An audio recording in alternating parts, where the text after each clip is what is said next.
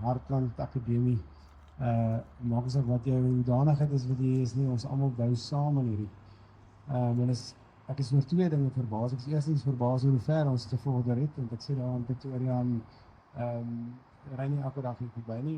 En die tweede is hoe baie mense hier is. Ek het nie my wildste drome verwag het ons so baie gaan wees nie. Maar dit wys vir my een ding, en is dat ons almal is regtig opgewonde oor wat hier gaan gebeur. Hier's 'n gemeenskap van mense wat glo in die toekoms, wat hoop het vir wat hier kom.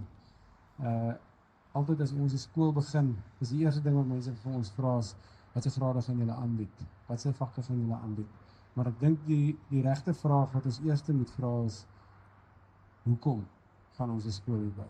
En ek dink die antwoord is eintlik sigbaar hier vanoggend, want dis 'n gemeenskap wat groei.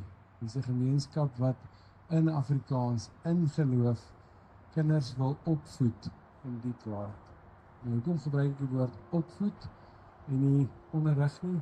Daar's 'n groot verskil tussen onderrig en opvoed.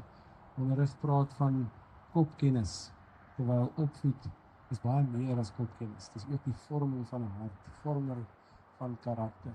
En soos Miller reeds gesê, die skool se lese is wys die weg, en die weg is Jesus. En so in alles wat ons gaan doen, gaan ons wys na hom toe. En die kinders wys na hom toe. So eerstens wil ons graag uit die hart van hierdie skool die kinders die weg wys. En dit doen ons deur Christelike, geesgesentreerde waardestelsel.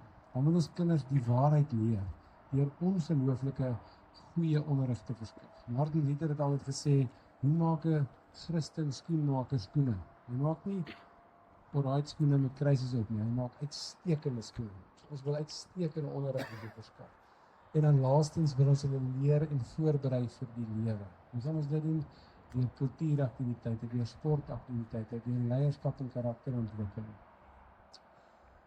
Wat die pad vorentoe aanbetref, soos julle kan sien, is ons al besig om te bou. Toe ek voorberei het vir julle, het ek gesê ons gaan binnekort begin bou, maar toe was ek nog vir julle nie.